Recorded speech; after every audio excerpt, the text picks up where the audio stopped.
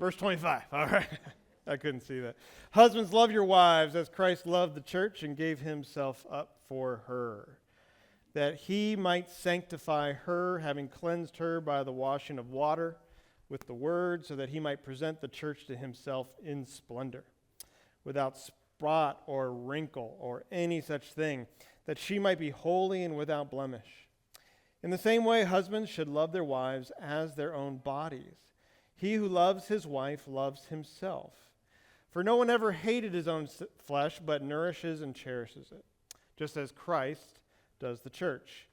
But because we are members of his body. Therefore, a man shall leave his father and mother and hold fast to his wife, and the two shall become one flesh. This mystery is profound, and I am saying that it refers to Christ and the church. However, let each one of you love his wife as himself, and let the wife see that she respects her husband. All right, it is great to be with you, and it was, I appreciate Matt filling in for me last week. We're going to go back here to husbands and wives because I spent all the time on the ladies, and so husbands, it is now your turn, all right? And we live in a time, of course, and you know this, that the battle of the sexes, or the war between the sexes, the conflict between men and women is just rampant. Actually, it is the major conversation in our culture. What does it mean to be a man? What does it mean to be a woman? And what does it mean then to be in relationship with each other? Who are we? And these are the questions that our culture is asking. These are the questions that our culture is trying to answer. They are answering them. And you have this addressed here particularly for husbands and wives to give you a sense of what it means for you to be a man in the image of God, a woman in the image of God, and a husband and a wife in the image of God. And this is, rightly so in our culture, the most, if not one of the most, controversial chapters in all of the New Testament. Now, most of the world, this is not a controversial chapter, okay? This is like, it might actually be a little bit more controversial for the men in other cultures, but the idea there that are said in these chapters are pretty non-controversial. But the other cultures, particularly, honor and shame cultures or Middle Eastern cultures, the most controversial things in the New Testament are the teachings on forgiveness. They are very, very offended by that. We are not offended by the teachings on forgiveness. They are. We are very offended often on the teaching of marriage. They are not. Now, what does this tell us? It tells us that the Bible is not a cultural work, but it's something that every culture is going to struggle with, but in different ways. It is the Word of God. Okay? Now, what you are reading here, and husbands in your instructions, and wives in your instructions to your husbands, this is not a blueprint for a happy marriage. All right, I just want to say that right away. This is not a blueprint for a happy marriage. This is instruction when your marriage is not happy. Okay? And this is instruction when, for you, that you go back to it. There is no great feeling or affection that you might have toward your spouse. Okay? And these are a way for you, when you obey these things, to restore your marriage back to happiness. Okay? I'll just tell you this.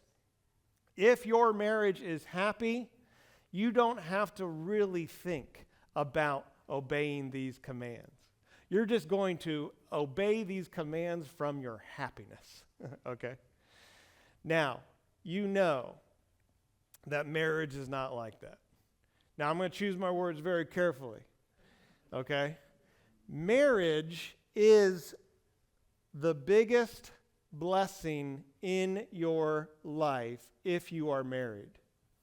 Now, if you are not married, okay, you are not missing out on the biggest blessing in your life. I'm just talking about for married people. If you are married, it is the biggest blessing in your life. But I'm choosing my words carefully because I am not saying this. Your marriage is not your most continual blessing in your life. Okay? There are going to be lots and lots and lots of times where you're not going to be blessed in your marriage. And that's why you need to go back to these teachings here. Now, we're going to pick on the husbands today. So here's your instructions, husbands. You are to behave to your wife just as Jesus does to the church. Okay? You are to behave to her just as Jesus does to the church. She wants to hear the sermon. As you can tell, she wants to stay. She wants to go. All right. Now, what does that mean? Well, Paul says it right here to us. He says that he gave himself up for her. He gave himself up for her. Now, this is going to be a little bit hard for you too, ladies, okay? Because I think this is true. Now, this is my opinion, so I'm not saying this is necessarily, you maybe wrestle with me a bit on it. But I think that it is very, very true that the fantasy for a woman about her husband is basically to have a husband that is complete in and of himself, and she doesn't really need to help him. But that he is so financially, physically, emotionally whole and healthy that she can just bask and enjoy how wonderful he is and that he does not need her. Okay? I see some of y'all ladies smiling. All right? Now, why is that? Well, because you were meant to help the man, but now because God has cursed marriage, God has cursed family, Adam and Eve sinned, that you are going to want to live into a fantasy land, that your husband, God created you to help him, you are going to live in a fantasy that you shouldn't have to be a person to help him. He should be a person that is just completely secure and everything for you. Now, guys, I think the fantasy for guys is that they have a wife who has no weaknesses that would be a burden to them. Okay? They don't want high maintenance. Okay? They don't want weakness. Particularly, they are not going to want weakness in a way that is going to hurt or affect them. And it is easy to live into a fantasy land of a wife who has no weaknesses, okay? But, guys, you have married what Peter, the apostle, says is the weaker vessel, okay? So this is in 1 Peter 3. Ladies, it's going to be hard to hear, all right? Here's the apostle Peter saying, you are the weaker vessel. Now, what's that mean? Is he trying to just get a dig at you? No, he's not at all. He's basically saying women do not have the physical strength of a man. Okay? They are weaker than the man. Now, we know this is true. Now, they're probably the weakest, the strongest 5% of women are probably stronger than the weakest 5% of men. Okay? But when it just kind of comes down to it, we all know physically, women are physically weaker. Okay? Not a problem. Okay? It's not a problem, except for a husband who doesn't think he is married and doesn't understand that he has married someone weaker. Okay? To be weaker means to be more vulnerable. Okay?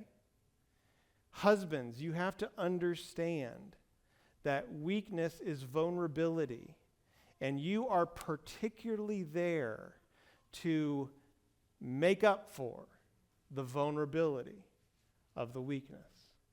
Okay?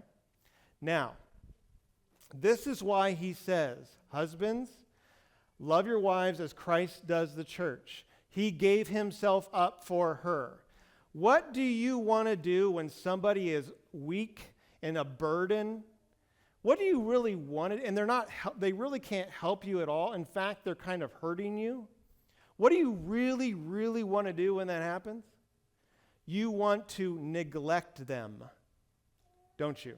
You want to neglect them. Now, there is also true that when there are, of course, violence of husbands towards their wives, in domestic violence, where they see the weakness of women, and they see the vulnerability of women, and they see an advantage, and they will be violent to that woman. And that is a bad thing. And ladies, you are never to stay in a relationship. You are never stay in a marriage that is physically abusive to you. You have to get other men involved to get you out of that situation, okay? You do not put up with that. You do not speak with it. If there's any situation in here where there is violence of a husband against a wife, you tell me. We're going to tell the police. We're going to get it involved. We're going to get the other men involved. That's just what happens, okay? There are men who are like that, okay?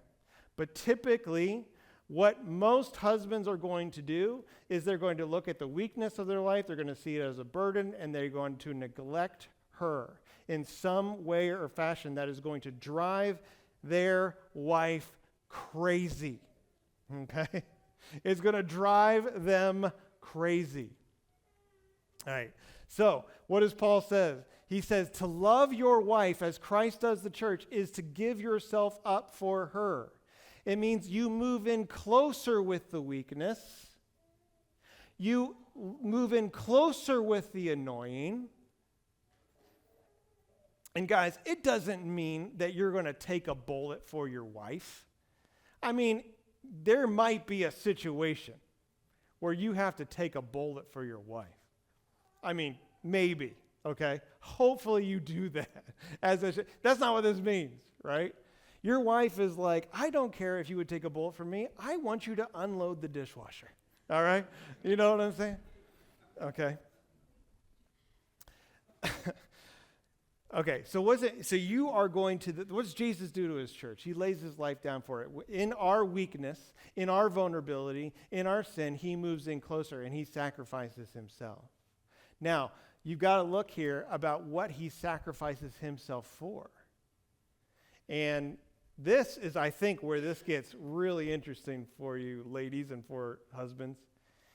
Because look at all the things that Paul writes. He says that he lays his life down for her, he gives himself up for her, that he might sanctify her, having cleansed her by the washing of the water with the word, so that he might present the church to himself in splendor, without spot or wrinkle or any such thing, that she might be holy and without blemish. In the same way, husbands should love their wives as their own bodies. Here's what Paul doesn't say. He doesn't say Jesus gave his life up to save his church. He says he gave his life up to sanctify his church. He gave his life up to wash her with water by the word, to present to him spotless, blameless, without error. In the same way, husbands, that is how you lay your life down. You are going to be most tempted in your wife's weakness, in her vulnerability, because of her. She's not going to be as physically strong as you. She's not physically strong as other men. You could maybe logically surmise from that she is going to have more fear than you. Now, ladies, I know none of y'all struggle with anxiety, okay? So this is for the other wives, okay? What is he saying here? Husbands, you are to be the agent in your marriage to help get your wife free from anxiety. Because that's what Jesus does for us. He washes us in his word. He sanctifies us. Husbands, you are to be the person in that relationship that sanctifies your wife, that presents her to Jesus without spot or wrinkle or any such thing. Now, this is a hard thing to hear. This is a hard thing to hear. One of the reasons why this is a hard thing to hear, ladies, is you live in a culture, and I don't think this is super controversial, but you may agree with me, that's okay. But you live in a culture where it is assumed that women are morally superior than men. And we are taught this in all kinds of ways, whether it is our sitcoms, right? When you have a sitcom with a husband and a wife, who is typically the more morally superior person in that marriage? It's almost always the wife, right? When you have songs about guys particularly singing about women, a lot of times they're going to sing about women rescuing them, right? And all, and you'll even hear people saying how they were wrecking their life, but then they just met this woman, and then she helped clean up their life. Now, I believe that is absolutely true, okay? But we are reinforced again and again and again and again that women are morally superior to men, okay? And this makes it tough because in the culture where we are, ladies, we often celebrate the qualities that women have while denigrating the qualities that men have, okay? And we often think that it is the woman's job to try to conform the man to a certain image or to a certain thing, right? And it is really, really hard for you not to think that you are not the physically superior sex, but maybe the morally or emotionally or relationally superior sex, okay? This is not your fault, okay? But it is something you got to take responsibility for. And guys, for the same thing with you. You got to take responsibility for it. And you got to look at it here, and you basically have to say that you are an agent of your wife's sanctification. And that her flaws are the things that you need to move in closer to with love and not violence, not control, not passivity, not working a lot more hours so you don't have to deal with her crap, okay? Right? Using your words to paint her in a corner, whatever it might be, okay? You move closer into her flaws and weakness and vulnerabilities in order that those things in her might heal. That is what Jesus does for us, and that is what we are to do for her, okay? Now, I want you all to know, men are not morally superior than women. Amen, women? All right. Oh, I didn't hear anything. All right, guys. Good for y'all. We're not morally superior to you. We are not, but women are not morally superior to men. Okay? Jesus just didn't die for men. He died for men and women. He died for all of us. And husbands, you are to play the role in that marriage of when you see weakness that is tempting for you to withdraw, to be exasperated with, or whatever it might be. You are not to withdraw. And you're certainly not to deal with it anger and violence or any kind of thing like that. She isn't your poker buddy, right? She isn't your slow-pitch softball teammate, okay? You lean in, and you help. And you help. So look at what Jesus does. He says he presents the church to himself in splendor without spot or wrinkle or any such thing, that she might be holy and blameless. In the same way, Husbands should love their wives as their own bodies. Husbands, listen to this for me, okay? This is what Paul is teaching you. When you have a weak part of your body, what do you do? If your body is sick or injured anywhere, do you think it's a good idea just to neglect that part of your body? No. You are going to actually then do something to get that body part back to health. Whether that might be rest, whether it might be medicine, whether it might be going to the doctor, whatever it might be, you are going to pay attention to it, right? And you are going to make sure that it gets healed. Because if you have a body part that's injured or neglected or sick, and you keep neglecting it, what's it going to do? And guys, you've done this, haven't you? Haven't you done this? Your knee hurts, right? And you're like complaining about it all the time, but you won't go to the doctor. Until what happens? Until it gets so bad that you can't even walk anymore. Then you're like, finally I'll just go to the doctor. Okay? And then by that time, maybe there's some more damage done just because you neglected it. If you just went in the first place, who's with me, ladies? If you just went to the first place, it probably would have been okay.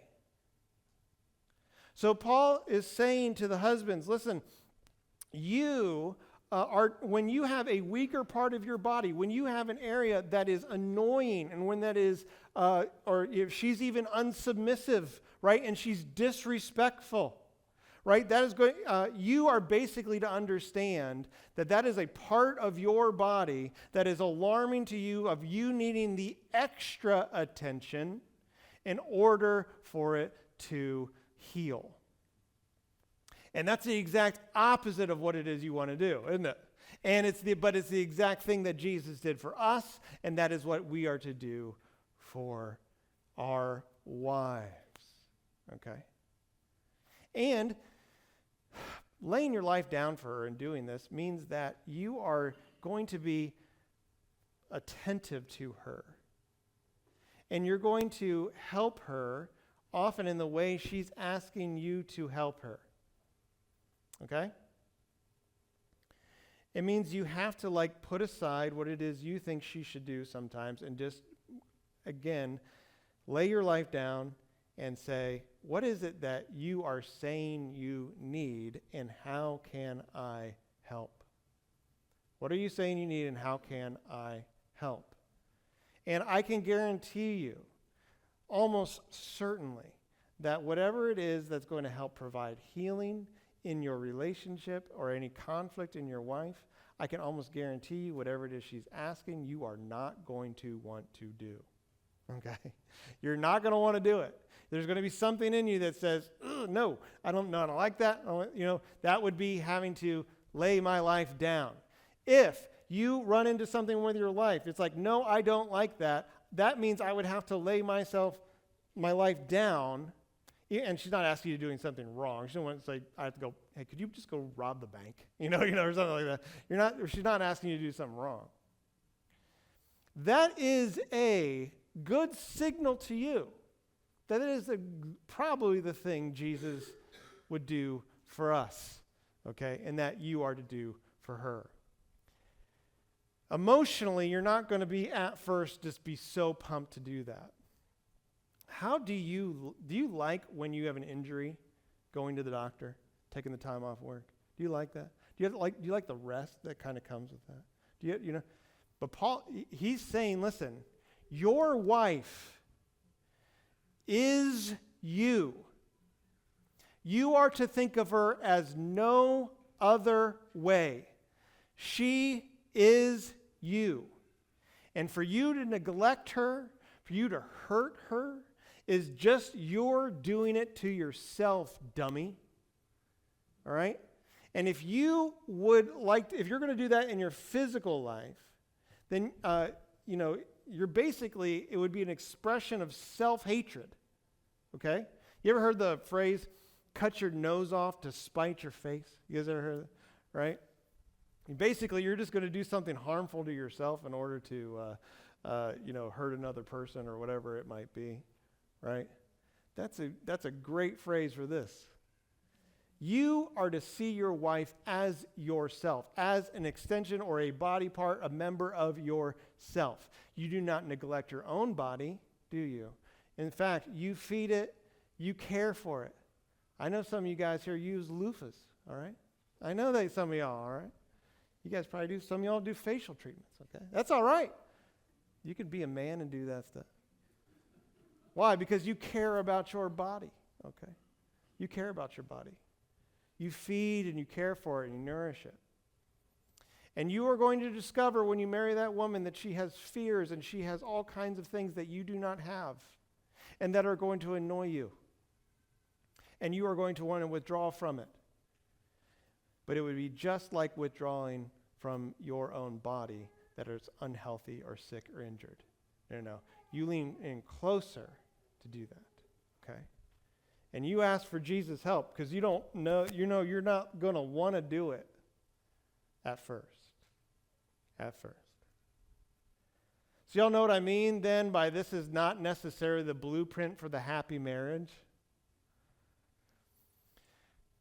Why did Jesus die for us? Because we would not submit to him. And we decided what would be right and good for ourselves, no matter what it is he said. Right? And instead of rejecting us, he got closer to us. And we had to do what he had to do, which is to die for us. And that's why he leaned into it. He came closer. He died for us. He laid his life down for us. He died for us because we would not submit. And just because then you saw what Jesus died for you and you loved it and you're like, I believe that Jesus rose from the dead. He's now my Lord. I've confessed him as my Lord and Savior. Does that mean automatically that you have lost all of your faults? No. What does he do? He washes, he cleanses, he uses his word to renew and to energize and change your life. Guys, that is what you are to do with your wife. All right. So he says here in, I can't even read it, 30, because we are members of his body. That's what Christ does to the church. And he says, this is why a man shall leave his mother and father and cling to his wife, and the two will become one flesh. This mystery is profound, and I'm saying it refers to Christ and the church. What does this all mean? It means that when Jesus makes you a member of his body by your trust in him, believing that God raised him from the dead and that you spoke your allegiance to him, he's Lord, he's master, he's boss, he's CEO, he's king, he's president, okay, of your life. He made you a member of his body. That is a very mysterious thing, isn't it? That's a very mysterious thing. But that means that then Jesus takes full responsibility for you. Even when you sin, even when you mess up, even when you are mad at him and you go and do stupid things because you're mad at him, okay? He takes responsibility for you. You are now a member of his body. Jesus would no more cut off a member of his body than you would cut off a member of your body. Okay? He knows how to make members of his body healthy that are struggling, all right, that are a little weak. He knows how to make them strong. He's not going to cut them off. Just like if you hurt your pinky toe, you're not just be like, you know what, I don't think I need that thing, and just chop it off. You're not going to do that. He's not going to do that either, okay? Husbands, you have got to understand that when God gave you that woman, and he gave you his wife, your wife, that she is now your responsibility to take care of as you take care of your own body. She is a member of you. She is you. Okay? That's what it means to be one flesh. The full responsibility that you take to maintain and care for yourself, then you take for her. That's why we do marriage the way we do it. Of course you can have sex with somebody who's not your spouse. Of course you can do that, and especially in a culture where more and more people won't think that's a bad thing, it's accepted, and whatever else. Of course you can do that. It's fun, okay? But that is not what sex is for. Sex is a sign and an experience and an act of one flesh that is, by God, is a full commitment behind the bodies to say, I am committed to you physically, spiritually, emotionally, financially. Okay? We are partners in this thing. We are together. We are together in this. And that is a blessing. That is a blessing to have a partner with you in that. Now, let's look at one more thing here in the final sentence. However, let each one of you love his wife as himself, and let the wife see that she respects her husband. Okay. Let's see that she respects her husband. Here he's summing it all up. He's summing it all up for us. That the love, husbands, that you have for your wife, she should, in a sense, as the days go by, that her emotional, physical, relational life is flourishing more and more because of your attention and commitment. Okay. And that just means you're going to have to learn some things. You're going to have to learn how to do some things that you wouldn't normally do. Okay. You're going to have to listen to her. Okay. And you're going to have to not just say, I hear you, honey. Okay. But you need to use your mouth and say back to her, is this what you're saying to me? Do you know that do you know that I understand you? The greatest breakthrough in Jenny and I's marriage, and we still are not great at it, but it is truly the biggest breakthrough in our marriage, is when we stopped listening with our ears and started listening with our mouths. Now, that doesn't make any sense, does it?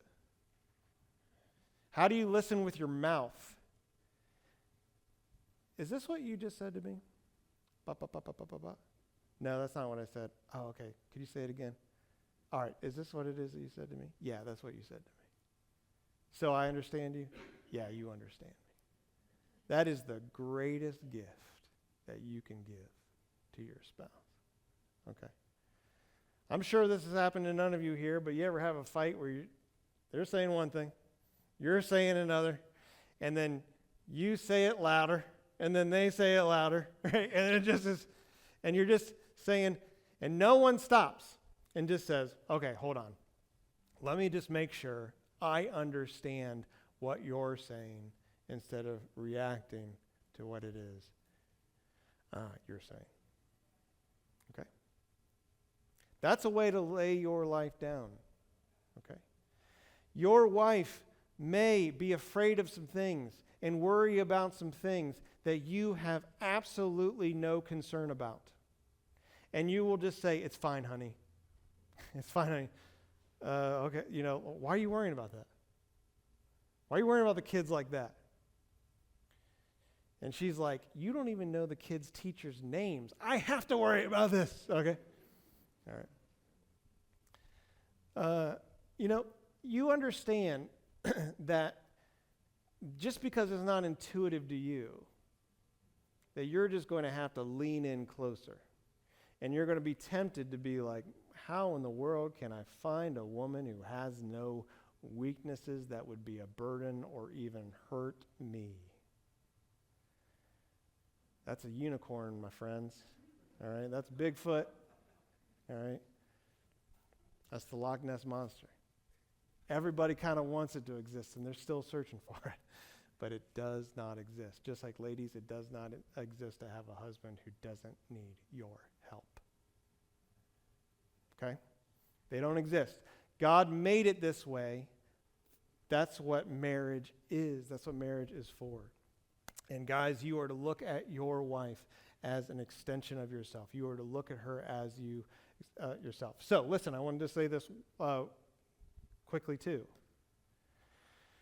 Every time you sin against your wife, it is an expression of hatred toward yourself. Okay? You do not hate yourself. Okay? But I would not doubt that if you start to hate yourself, fellas, that there might not be an attitude in your mind where you might be really angry at your wife. And it starts to manifest even for you as self-hatred.